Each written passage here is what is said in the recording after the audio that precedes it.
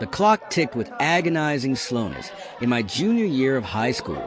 At 16, I navigated the labyrinthine halls of my overcrowded school, a sprawling 3-story structure that had even spilled into the basement. 9 periods a day, a relentless academic marathon, culminated with 5th period lunch, a brief respite before my astronomy class. This particular class was relegated to one of 2 basement classrooms, a subterranean realm that always felt a bit eerie, especially when deserted. The basement, once a janitorial domain, had been remodeled into a semblance of a hallway.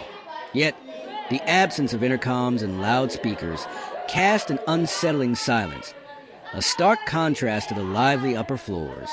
This isolation, however, made the basement a coveted spot, especially since it was air-conditioned and rumored to house easier classes. It even boasted its own private bathroom.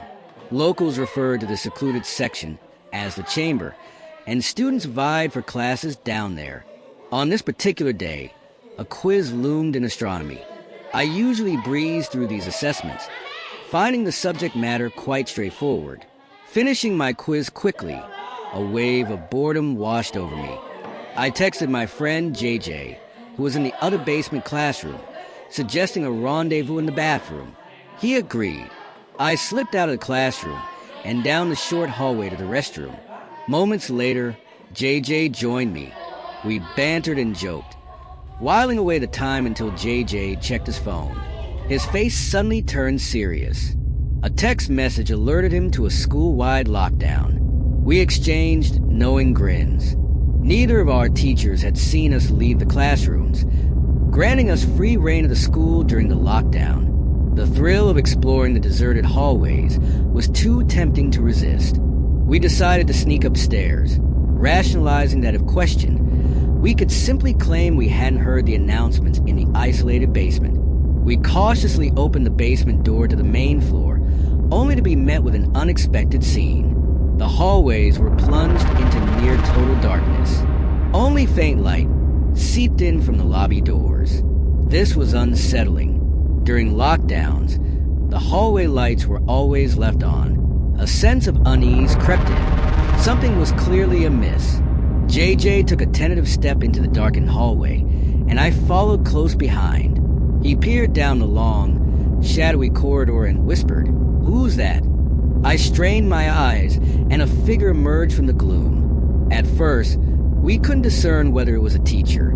As the figure drew closer, we realized with a jolt that this person was not dressed like any staff member we knew. He was clad in ragged, disheveled clothing, like a vagrant. "All right, let's go." I hissed to JJ, and we retreated back to the relative safety of the basement. Whoever that man was, he had undoubtedly seen us. We found both basement classroom doors closed and the lights off. Not wanting to draw attention, we decided to hide in the bathroom. I flicked off the light as we slipped inside. We huddled in the corner stall, the silence in the small room heavy and oppressive. The ventilation was off, as were the heaters. The only sounds were our own breathing and the occasional drip from the sink, a stark reminder of the unsettling situation we had stumbled into. The bathroom door swung open, momentarily flooding the pitch-black space with hallway light before snapping shut, plunging us back into darkness. JJ and I strained to control our breathing, the silence amplifying every rustle of clothing, every heartbeat. We could hear footsteps approaching our side of the bathroom, slow and deliberate. The footsteps stopped just outside our stall, followed by heavy, ragged breathing, as if the person were winded. Fear, cold and clammy, gripped us both. JJ, in a moment of sheer panic, whispered in my ear, "We have to crawl out to the other stalls." The room was so quiet that even his whisper seemed to echo. The heavy breathing outside our stall ceased abruptly. We heard the stall door jiggle as the person tried to force it open. "Go, go!" I hissed to JJ, and we scrambled under the dividing wall into the next stall.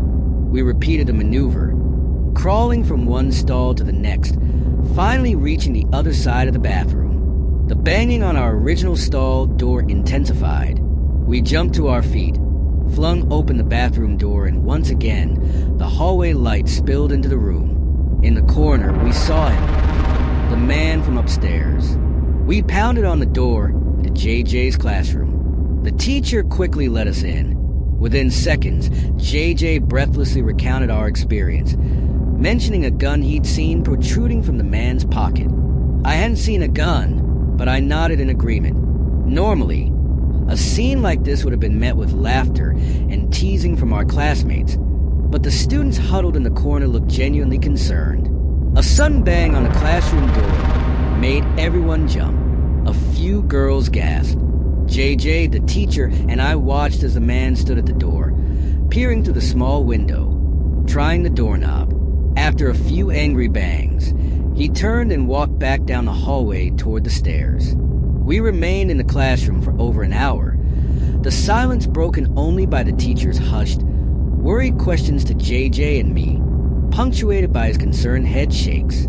Eventually, someone from upstairs called the teacher, instructing him to lead us out of the building. We filed out in a single line, down the stairs, and into the waiting arms of the police.